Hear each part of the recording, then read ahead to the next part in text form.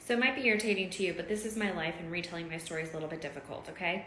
So this man comes down the stairs and he tells me, I will tell you what happened, come sit with me.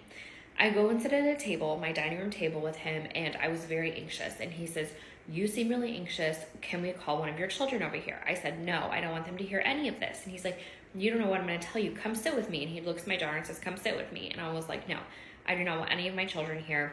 No. So he starts saying, okay, who do you have to call? And I was like, oh, what do you mean who do I have to call? And he's like, who do you have to call? Like, is there somebody you can call? Is there family? And I was like, yeah, I have people from my church that I can call to come get the kids. And he's like, no, when we leave here, who do you have to call? I'm like, and he goes, what church are you in? And I was like, I'm Mormon. He's like, you're going to be okay. Call your church, okay? And I was like, you won't tell me what's happening. And he said, okay, here's this. And so they hand me the search warrant. And I start reading through this search warrant. And I'm going through and reading. And it just basically says that they are able to come and search the whole house, that they are able to make sure that they have all the electronics in the house, that they get to freeze all of our assets, basically that everything is gone. Okay, so they tell me that they are leaving, that we are not going to have access to anything. And he says, oh, by the way, the plates on your car are fake. The plates on my literal vehicle were fake. I'm like, what are you even talking about? First of all, I wasn't even allowed to drive on my own, let alone like, what are you talking about? And he's like, how much money do you have? I was like, what? And he's like, in your account. I was like, I don't have an account. I don't know what you're talking. I don't have anything. And he was like, okay. And he starts to realize that there's something very wrong here.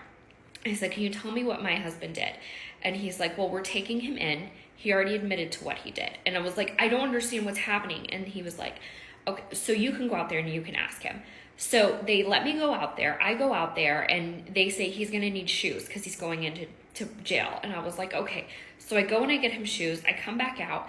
And you guys have to understand, this isn't like my romantic husband. This is a man who kept me locked on a property and like didn't let me off, okay? But I had Stockholm syndrome so bad that I was not able to process that this was finally us being freed. Like, I thought my husband was being taken away by police and like, this is, and what's happening, and this can't be true. And so I tell him, like, what did you do? And he said, I was just trying to help. And I was like, what did you do? And so I'm putting on his shoes and he's like, just call my mom.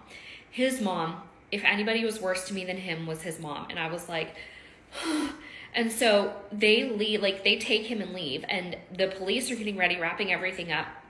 And they say, so basically your husband has been stealing money from the government. And I was like, I don't even know how that's possible. And they were like, what did you know? I'm like, I don't know anything. I don't know anything.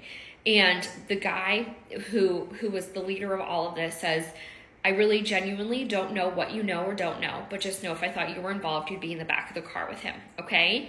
So right now, the most important thing is you're going to figure out what you're going to do with your kids. And I was like, I don't even have $5. What am I supposed to do? And he's like, remember, I told you to call your church. I will be in contact with you in a little while.